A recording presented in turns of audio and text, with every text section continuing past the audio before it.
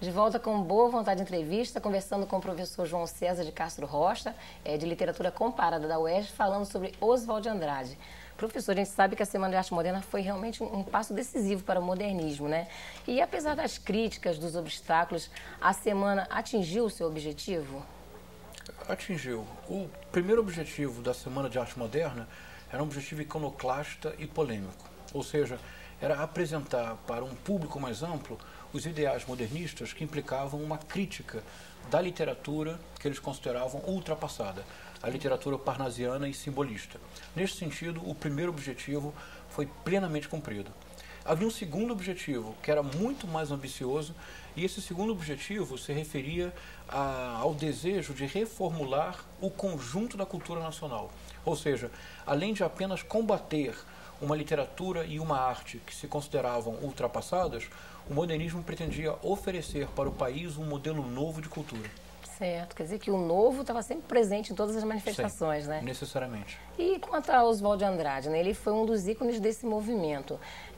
Ao disseminar essas novas ideias, ele foi, assim, digamos, levado a sério por causa do jeito dele, né? Que muitos falam que ele era considerado granfino, brincalhão. Como é que foi a recepção do povo? No primeiro momento, ele foi levado a sério precisamente por ser brincalhão. Porque a característica inicial da vanguarda e do modernismo era a irreverência. E o Oswald de Andrade foi um dos grandes cultores do chamado poema-piada. E que tinha uns efeitos literários muito interessantes, porque dessacralizavam o fazer literário. E em lugar de uma literatura formal, bacharelesca, o que surgia era uma literatura popular com uma linguagem coloquial deliberadamente do dia a dia, absolutamente comum. Então, no primeiro momento, a irreverência foi positiva. No entanto, depois não. Há uma inflexão importante, uma modificação importante no modernismo brasileiro e, progressivamente, o Oswald de Andrade é marginalizado, é relegado a um ostracismo para ele muito doloroso, e a distinção fundamental que se termina fazendo na cultura brasileira, nos anos 30 e nos anos 40, é entre a seriedade e o compromisso do Mário de Andrade, a irreverência e o tom brincalhão do Oswald de Andrade. E no segundo momento, essa irreverência prejudicou muito a recepção do Oswald de Andrade. Sim. Ele sofreu então com as consequências tanto do atraso intelectual de uma parte da população, né, e até mesmo pelo seu próprio modo de ser e de agir, né? Ah, com certeza. E de que forma que ele se aproximou de Mário de Andrade, que o senhor comentava no outro bloco? Isso foi uma situação muito divertida e que é bem reveladora da personalidade dos dois, e sobretudo do Oswald de Andrade. Em 1917, que é o ano da exposição da Anita Malfatti, que pode ser considerado um ano símbolo, que é o princípio da fermentação das ideias modernistas. E no contexto mais amplo, é o ano da Revolução Soviética e é o ano da primeira greve geral da história política brasileira, que é a greve geral dos trabalhadores de São Paulo. Sim. E nesse ano o Oswald conhece o Mário, então é sintomático. O Mário de Andrade era professor de música do Conservatório Musical, um homem muito sério, músico, musicólogo, professor, e ele faz uma conferência no teatro. O Oswald de Andrade, na época, era repórter por vocação, porque ele era absolutamente milionário, ele não precisava trabalhar. Aliás, o Oswald de Andrade passou a vida inteira dilapidando a fortuna da família. Em 1917, ele é repórter, ele escuta a conferência do Mário de Andrade e deseja publicá-la. E se encaminha para o palco para pedir a conferência. Nesse momento, um repórter concorrente, portanto, de outro jornal, realiza o mesmo gesto para publicar a entrevista do Mário de Andrade, e o Oswald de Andrade dá uns supapos no outro repórter. Eles têm literalmente uma briga, e o Oswald de Andrade toma o discurso do Mário de Andrade e publica no jornal. E se tornam amigos. Nossa! Isso em 1917. E são amigos inseparáveis até 1929, quando há um rompimento definitivo. E qual a parte principal da obra de Oswald de Andrade, que a gente tem que conhecer? É uma obra muito complexa e muito completa. Existe a poesia do Oswald de Andrade, que é uma poesia importante, embora não seja das mais importantes poesias do modernismo. Mas é uma poesia que foi revalorizada e redescoberta, em muitos aspectos, pela poesia concreta, sobretudo por Haroldo de Campos, Augusto de Campos e Décio Pinhatari, mas sobretudo pelo Haroldo de Campos. Ele conseguiu revelar e mostrar que na poesia do Oswald de Andrade havia uma série de princípios que somente nos anos 50 se tornaram claros. O teatro é muito importante, embora durante a vida do Oswald de Andrade nenhuma peça dele foi encenada, porque se considerava que as suas peças eram, por assim dizer, impossíveis de serem representadas. E por quê, professor? Porque eram muito complexos, envolviam temporalidades múltiplas e envolviam um tipo de ação que exigia uma movimentação dinâmica no palco, que em 1937, por exemplo, que é o ano de publicação do Rei da Vela, que é a sua peça mais conhecida, simplesmente as pessoas não compreendiam a visão que Oswald tinha da movimentação dos atores e dos cenários no palco. Então, 30 anos depois, em 1967, o José Celso Martinez Correia produziu um dos eventos mais importantes da segunda metade do século XX brasileiro, que foi a antológica encenação do Rei da Vela. Então, só 30 anos depois é que a peça do Oswald pôde ser encenada e foi um sucesso nacional e que ajudou muito a fundar, a fortalecer o tropicalismo do Caetano Veloso e do Gilberto Gil. Sim. Então, o teatro. A prosa do Oswald Andrade é muito importante, sobretudo a prosa experimental com os romances Memórias Sentimentais de João Miramar e Serafim Ponte Grande. A crônica e o artigo político, Oswald Andrade produziu vários volumes de crônicas e de artigos. Ele literalmente escreveu a vida inteira, até a morte, em 1954, ele mantinha colunas em jornal. Sim. Mas eu acho que hoje em dia, a verdadeira contribuição do Oswald Andrade é algo que nós começamos a compreender melhor e que nós poderíamos chamar de um ensaio com fôlego filosófico. Em outras palavras, a ideia do Oswald de Andrade de que a cultura brasileira é antropofágica. Sim. Isso seria a grande contribuição oswaldiana. E esses elementos principais da poesia dele que o senhor destacaria? A síntese, o caráter telegráfico, em oposição ao caráter derramado e bacharelesco de uma poesia anterior, uma aguda observação do cotidiano e, sobretudo, uma característica que era presente também num poeta suíço, que foi muito amigo do Oswald de Andrade, que se chamava Blaise Cendrars, e que inventou uma poesia que ele chamava de Kodak. E a ideia principal da poesia Kodak, da câmera mesmo fotográfica, é que a sensibilidade do poeta deveria ser como um olho fotográfico que em qualquer situação do cotidiano poderia flagrar um instante de poesia. Você quer 2 exemplos? Sim, vamos lá. Eu havia aqui separado para nos facilitar.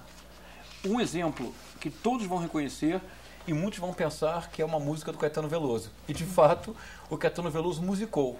Assim, Sim.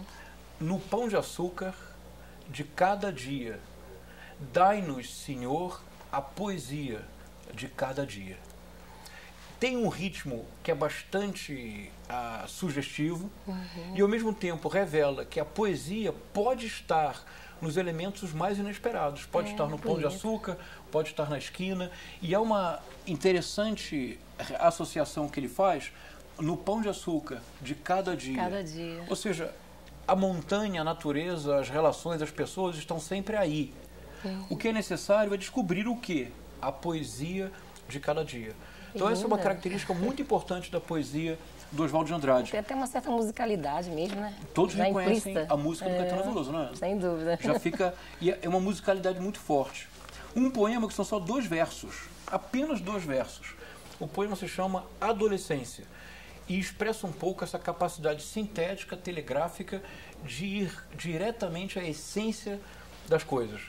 Então, adolescência. O poema diz assim: aquele amor, nem me fale. São apenas 2 versos, mas que expressam muito bem, numa experiência cotidiana, um dado poético que nós todos algum dia experimentamos. É interessante, né? E está bem assim, entrosado com o aspecto do jovem mesmo, do adolescente, com certeza, né? Com certeza. Que economiza as palavras. Com certeza. Não é sem razão que na famosa poesia marginal da geração mimeógrafo dos anos 70, o Oswald de Andrade era o grande ícone, precisamente por esses achados poéticos mínimos.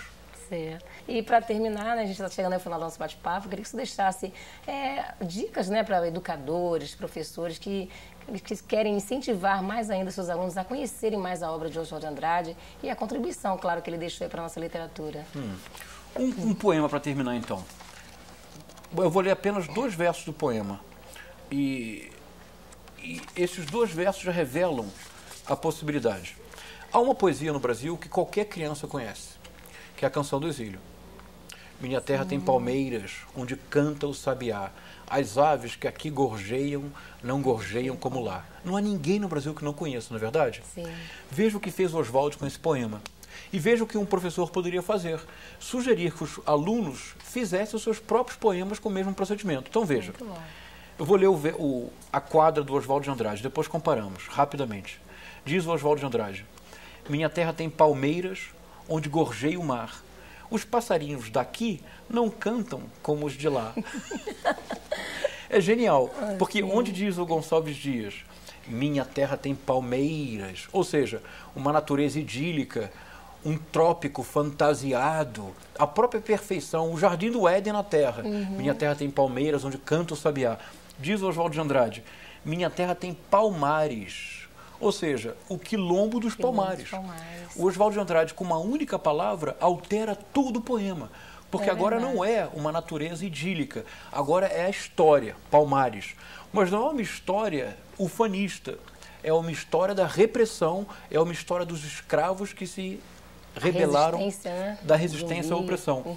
Onde o Gonçalves Dias diz, as aves que aqui gorjeiam, não gorjeiam como lá, que é o vocabulário nobre, que tem todo um ritmo, uma inversão sintática, diz Oswald de Andrade. Os passarinhos daqui, ou seja, aves se transformam em passarinho, e as aves que aqui gorjeiam se transformam nos passarinhos daqui.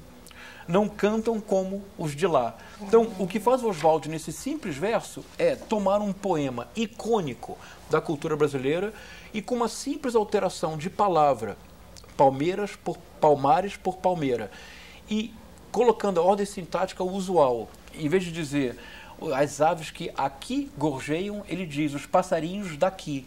Quer dizer, é uma simples operação de modificação de palavra e de modificação da ordem do verso que produz uma modificação simbólica fundamental.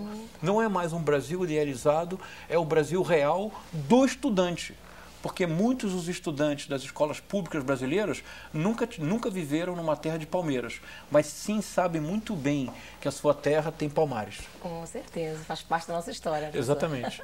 Professor, olha, muito obrigada pela presença, obrigada por essa verdadeira aula, né, de literatura brasileira, de Oswald de Andrade, e que faz tanto bem, né, às nossas gerações e às futuras gerações também. Parabéns pelo trabalho. Hein? Muito obrigado. Hoje você conheceu com o professor de literatura comparada da UERJ, João César de Castro Rocha, a vida e a produção literária de Oswald de Andrade, um dos nomes mais dinâmicos do movimento modernista do Brasil. O Boa Vontade Entrevista vai chegando ao seu final, mas você permanece na audiência da Boa Vontade TV, a TV que faz bem a você.